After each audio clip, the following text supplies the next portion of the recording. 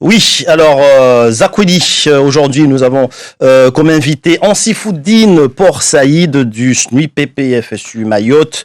Nous allons revenir donc sur cette rentrée des classes après 4 semaines de vacances. Bonjour Ansifouddine Port Saïd. Bonjour. Alors une rentrée des classes donc qui s'est effectuée hier lundi. Un premier bilan par rapport à cette rentrée hier. Mais le premier bilan, ce serait justement des collègues qui nous ont remonté plusieurs difficultés, notamment le problème récurrent de l'eau qu'on connaît actuellement à Mayotte avec les tours d'eau. Par exemple, des écoles n'ont pas pu ouvrir tout simplement parce que on ne peut pas accueillir des enfants dans des salles de classe où ils ne peuvent pas, quand ils ont besoin d'aller aux toilettes, de boire, de se laver, etc. Donc, c'est une condition d'hygiène qui manquait. Malheureusement, il n'y a pas que ça, mais on a toujours les mêmes problèmes qu'on connaît depuis toujours. On a les problèmes d'insécurité, on a les problèmes d'absence de salles de classe en nombre. Excusez-moi.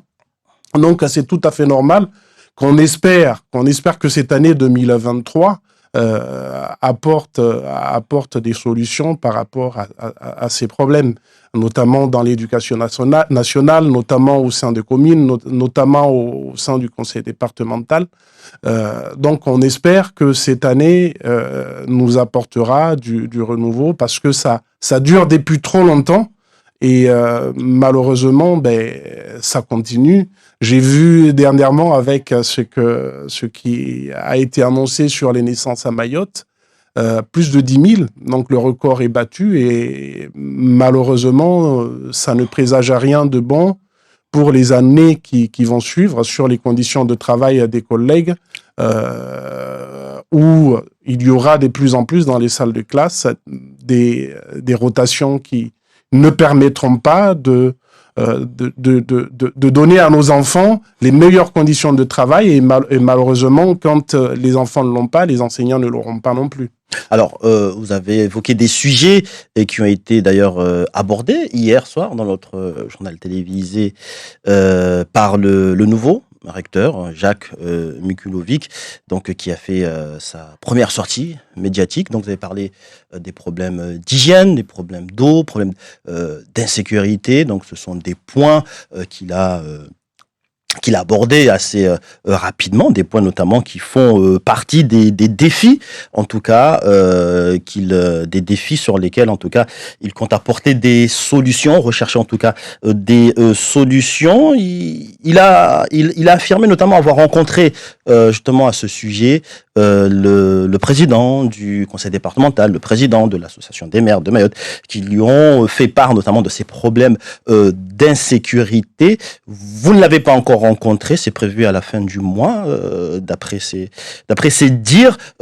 Comment allez-vous justement apporter ces doléances, ces revendications, ces problèmes récurrents qui minent l'éducation nationale ici à Mayotte? Nous avons déjà un document qui existe. On a une feuille de route sur laquelle on a travaillé, que le recteur précédent avait fait sien. Il y a une feuille de route RH, évidemment, qui reprend tout ça. Malheureusement, pendant 3 ans, on en a entendu parler à plusieurs reprises à la télé, dans la presse écrite, mais malheureusement, jusqu'à aujourd'hui, c'est l'Arlésienne. Il n'y a pas eu de réalisation par rapport à cela, que ça soit dans les conditions de travail. Regardons par exemple, il nous manquait jusqu'à il y a quelques années 400 salles de classe. Maintenant, c'est plus de 800 salles de classe qui nous manquent.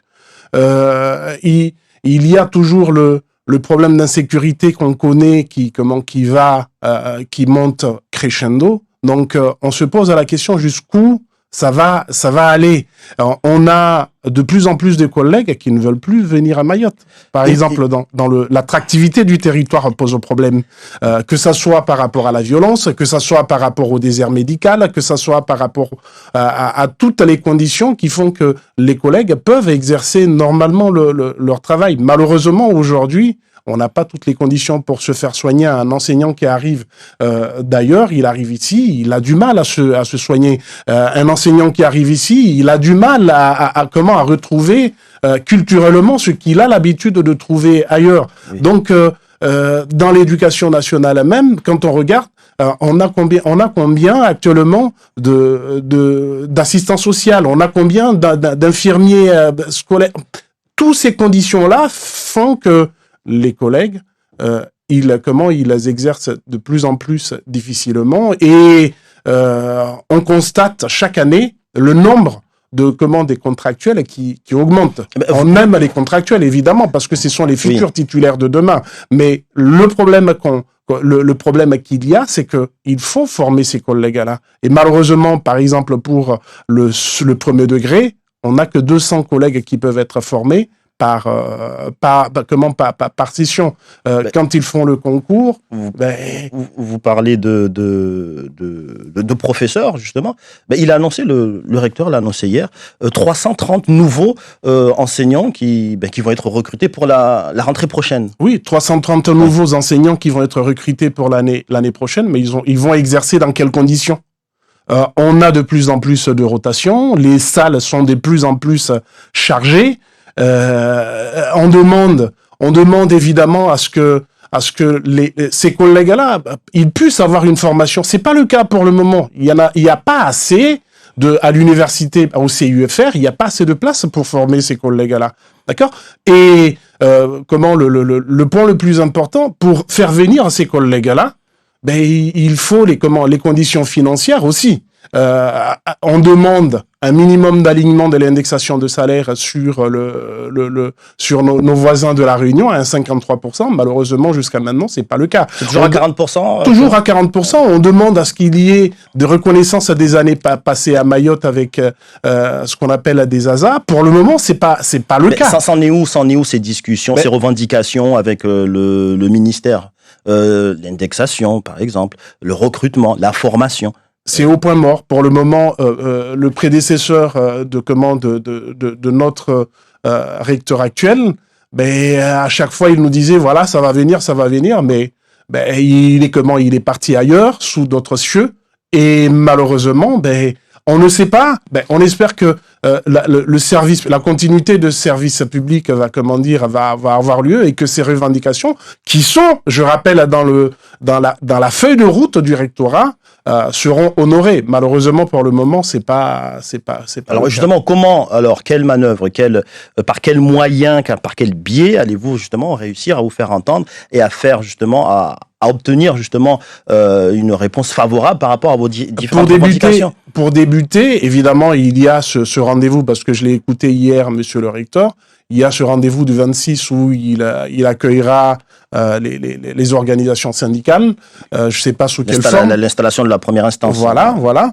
Et à partir de là, on commencera à rappeler les engagements qui ont été pris, d'accord, pour qu'il y ait une stabilité de ces enseignants, parce que je rappelle encore une fois que on n'attirera pas les abeilles avec du vinaigre. Moi, je parle pas de mouches. Les abeilles, on l'attire avec, du sucre, pour qu'ils puissent, évidemment, fabriquer du miel. D'accord?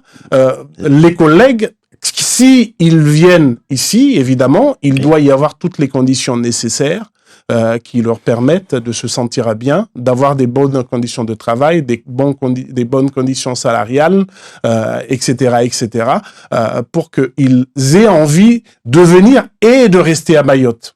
Il est important de créer les conditions du dialogue social. Ce sont les propos du recteur hier dans notre JT. Tout semble réuni pour que ça se passe. On l'espère. Le précédent aussi, toutes les conditions étaient réunies. Malheureusement, ils n'ont pas abouti. Donc, on espère que notre nouveau recteur prendra le taureau par les cornes et nous permettra justement de voir aboutir à toutes ces revendications, que ça soit sur les conditions de travail, que ça soit sur les salaires, que ça soit sur les retraites, l'accompagnement des collègues qui sont en fin de carrière, etc. Et malheureusement, je pense que les choses sont mal engagées parce que aujourd'hui, il me semble, il y a la réforme de retraite, le projet de la réforme de retraite qui va être... là, on y est, là. Voilà, on y est. Le souci, c'est que toute la profession et les fonctionnaires, ils ne sont pas d'accord avec cette réforme. 64 ans. Voilà, sur 64 ans, non. Déjà, on meurt. La plupart des collègues et des fonctionnaires, ils meurent avant d'atteindre les 63 ans. Donc voilà. Donc nous on dit non au rehaussement, au relèvement de l'âge de départ à la retraite à 64 ans. Il suffirait tout simplement, par exemple, d'augmenter de quelques euros, maximum 3 euros, les cotisations et le problème sera réglé. Donc, on n'a pas besoin de travailler jusqu'à 64 ans pour ne jamais toucher notre pension de retraite. Alors, vous avez avancé ce chiffre de 800 classes manquantes ici à Mayotte. Problème de rotation des écoles, donc qui est lié justement à ce manque de classes. Beaucoup de maires ici à Mayotte nous confient que il sera compliqué de résoudre ce manque de classes, même à travers des constructions de classes, d'écoles, si le problème de l'immigration clandestine n'est pas réglé. Vous avez également nous demandons au sein du SNUIPP depuis plusieurs années à ce que les constructions scolaires soient nationalisées pour que tout soit normalisé et qu'après il y ait une rétrocession vers les communes. Malheureusement, les maires ne sont pas d'accord. Souvenez-vous, avant 2005, les constructions scolaires, c'était la préfecture qui le faisait. On a eu des murs, on a eu rien qui tourne autour, pas de terrain de sport, pas de cantine, rien du tout. Aujourd'hui, donc, comme c'est difficile de construire, de rénover et de construire de nouvelles salles de classe pour normaliser la situation, le SNUIPP Mayotte demande et continue à le réclamer à ce que ces constructions soient nationalisées le temps de normaliser les choses et puis afin de remettre aux maires. Malheureusement, les maires, ils sont réticents par rapport à cette demande du SNUIPP, alors qu'ils sont dans l'incapacité, comme vous venez de le dire, de le faire. Il y a l'immigration clandestine. C'est un instinct de survie de la part des voisins qui sont autour, que ce soit Madagascar, les Comores, Zanzibar. Ils viennent et c'est un autre volet qui revient directement à l'État. Si on veut que cela s'arrête, il faudra protéger nos frontières et empêcher à cette immigration de continuer d'augmenter. Donc, nous disons, si ils veulent vraiment faire quelque chose, 1, nationalisation, 2, contrôle des frontières, mais les enfants qui sont sur les territoires, malheureusement, il faut les prendre en charge. Sinon, le problème se posera. On l'avait déjà dit en 2009, que Mayotte, c'est une marmite en ébullition et que ça va exploser. On nous avait pas écouté à l'époque. Les enfants, il y en avait à l'époque 4000 en errance.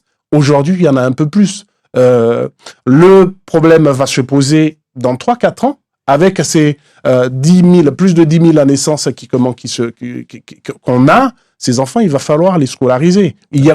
On a besoin de combien de salles de classe? Faites le calcul rapidement et vous verrez que aux 800 salles de classe qui manquent, il y en a 400 qui vont se rajouter encore. Et le problème de rotation et de la qualité de l'éducation de nos enfants ne sera jamais résolu.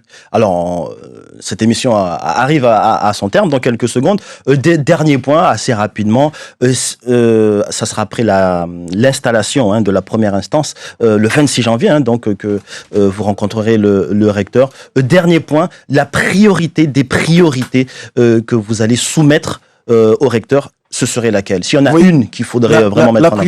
La priorité des priorités, moi je suis un enseignant, c'est améliorer justement la qualité les conditions de travail, améliorer les salaires, améliorer les retraites. Parce que les collègues ils partent à la retraite avec 3 francs 6 sous et ce sont pas des bonnes conditions qui doit chapeauter la fin de carrière d'un enseignant qui Merci. s'est occupé de ce département et de ses enfants. Ansifoudine Porsaïd, merci d'avoir accepté de répondre à nos questions dans ce Zakwedi. Merci à vous et je profite pour souhaiter bonne année aux collègues, enseignants administratifs, ceux qui sont tous dans l'éducation nationale et tous les Mahorais.